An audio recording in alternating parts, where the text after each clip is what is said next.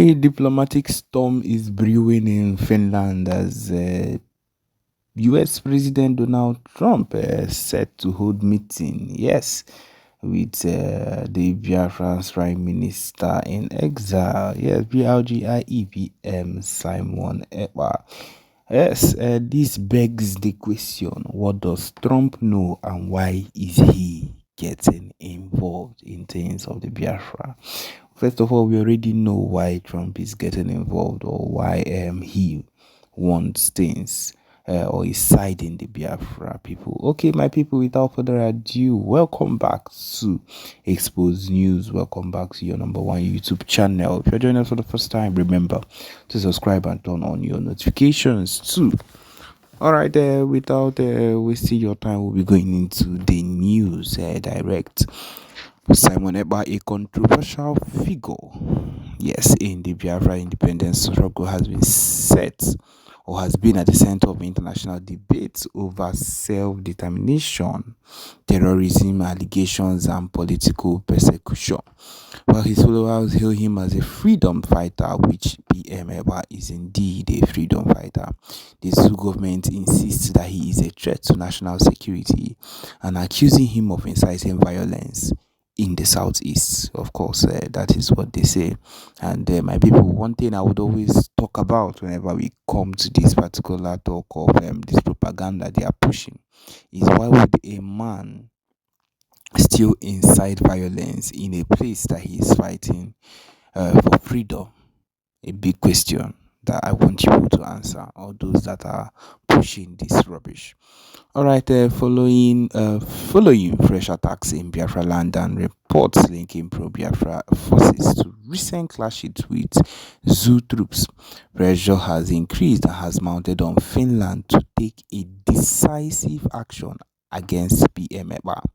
Diplomatic sources suggest that Zoo authorities have been lobbying for his arrest or extradition, fueling expectations that Finland may soon act against him. But just as tensions reached a boiling point, an unexpected force has entered the equation: Donald Trump. Now, this begs the question, just like I talked about earlier on, why is Donald Trump getting in? Why is Donald Trump getting involved? Let us go into the details. Let us still talk about it.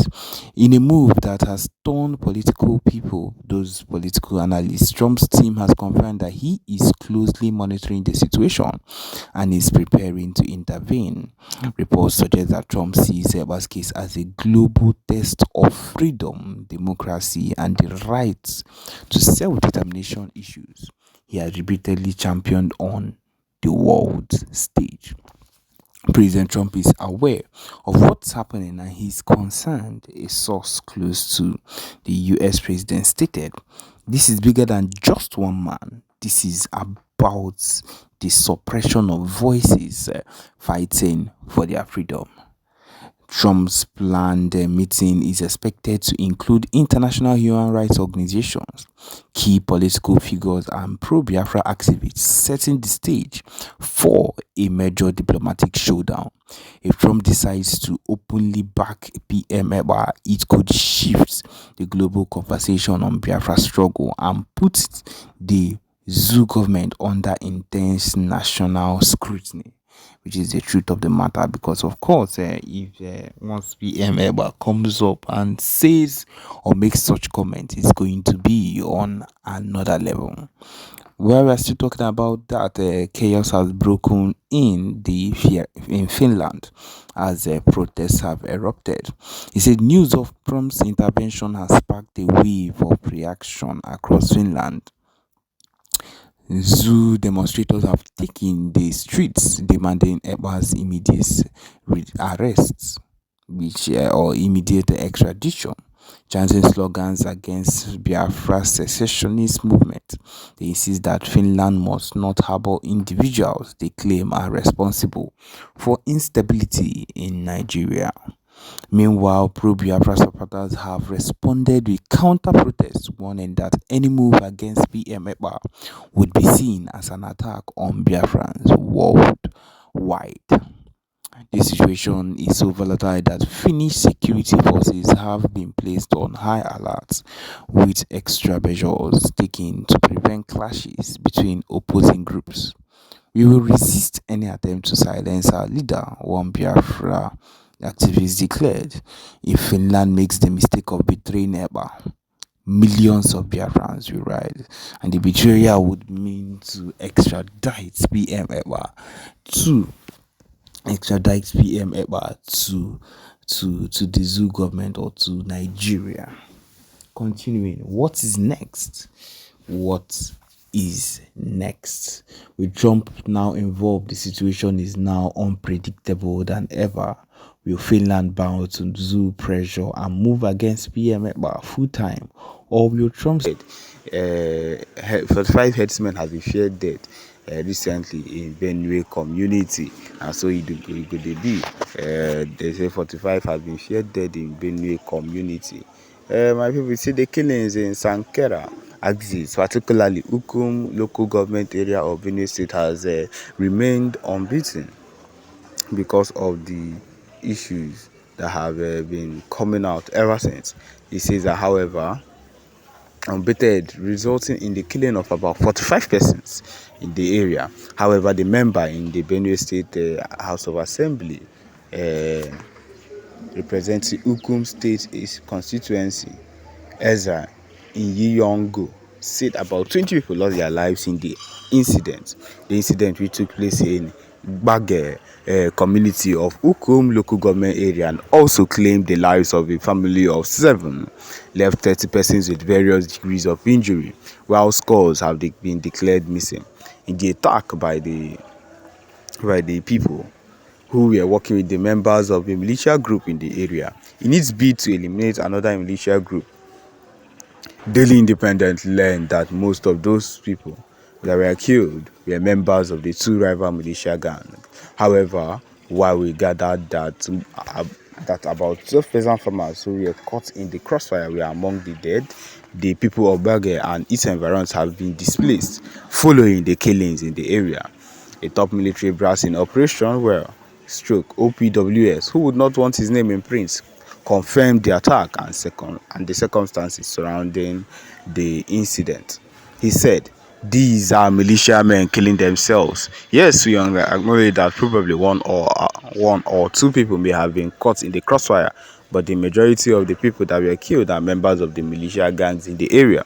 Currently, we are in Kwande and are trying to contain the situation in the area, and as you can see, calm has been restored to the area. We have been able to flush out the headsmen out of Kwande, and I can assure you normalcy will be restored soon.